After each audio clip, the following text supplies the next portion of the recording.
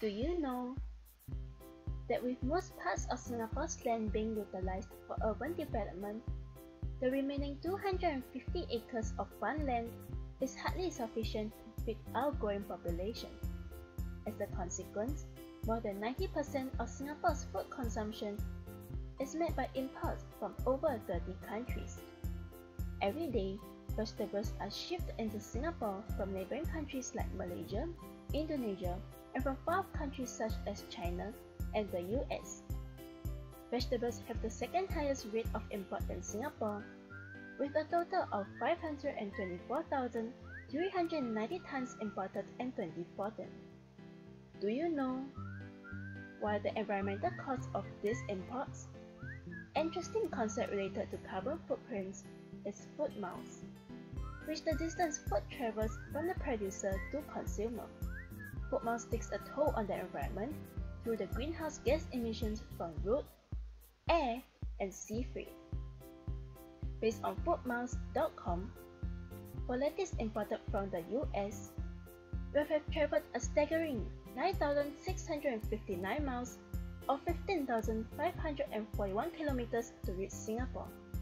Approximately 477 kilograms of CO2 would have been emitted. So what can you do as a consumer? Go local. Not only are food fresher and safer, buying local means supporting our local economy and keeping our local farms and business. Most importantly, it reduces food miles. By eating local, we can reduce the carbon emissions of food production and transport and contribute to a sustainable means of living. Given Singapore's limited land resources, the only viable option is to go vertical to make the island more self-sufficient in food. Let's look at one green innovation in the area of vertical farming. Sky Greens, with the help of Agri-Food and Veterinary Authority, developed Singapore's first commercial vertical farm. It's the world's first low-carbon hydraulic system to grow tropical vegetables vertically in the tropics. Sky Greens adopts green technologies to achieve the 3 R's: reduce, reuse, and recycle. This helps to achieve environmental sustainability and to grow fresh and high-quality vegetables for consumers. It also reduces transportation costs and CO2 emissions. One disadvantage of vertical farming is the high cost associated with creating a controlled environment for the farm.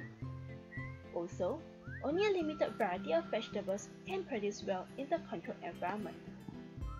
Weighing the pros and cons, although Sky Green's vertical farming system is able to mitigate the environmental concern of food miles, however it is costly, and the vegetables produced are insufficient to meet Singapore's food consumption.